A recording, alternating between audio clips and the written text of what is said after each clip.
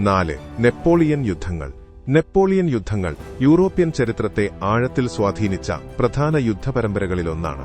1803 മുതൽ 1815 വരെ ഫ്രാൻസും മറ്റ് യൂറോപ്യൻ ശക്തികളും തമ്മിലായിരുന്നു ഈ യുദ്ധങ്ങൾ നടന്നത്.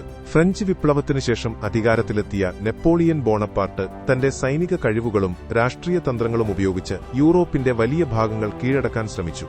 ബ്രിട്ടൻ, ഓസ്ട്രിയ, റഷ്യ എന്നീ രാജ്യങ്ങൾ ഫ്രാൻസിനെതിരായ സഖ്യങ്ങളായി മാറി. ഓസ്റ്റർലിറ്റ്സ് യുദ്ധം പോലുള്ള വിജയങ്ങൾ നെപ്പോളിയനെ ശക്തനാക്കി. എന്നാൽ റഷ്യൻ അധിനിവേശം വലിയ പരാജയമായി മാറിയതോടെ ഫ്രഞ്ച് സൈന്യം ദുർബലമായി. 5. ഒന്നാം ലോകമഹായുദ്ധം.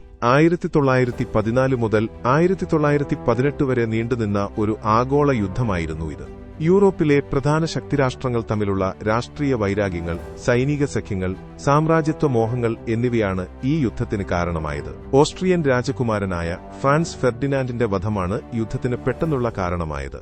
ഈ യുദ്ധത്തിൽ 2 പ്രധാന സഖ്യങ്ങളുണ്ടായിരുന്നു: ബ്രിട്ടൻ, ഫ്രാൻസ്, റഷ്യ എന്നിവ ചേർന്ന സഖ്യരാജ്യങ്ങളും ജർമ്മനി, ഓസ്ട്രിയ ഹംഗറി, ഒട്ടോമൻ സാമ്രാജ്യം എന്നിവ ചേർന്ന കേന്ദ്രരാജ്യങ്ങളും തമ്മിലായിരുന്നു പ്രധാന ഏറ്റുമുട്ടൽ. ഒന്നാം ലോകമഹായുദ്ധം മനുഷ്യചരിത്രത്തിൽ വലിയ മാറ്റങ്ങൾ ഉണ്ടാക്കി. നിരവധി രാജ്യങ്ങളിലെ സാമ്രാജ്യങ്ങൾ തകർന്നു. കോടിക്കണക്കിന് ആളുകൾക്ക് ജീവൻ നഷ്ടപ്പെട്ടു.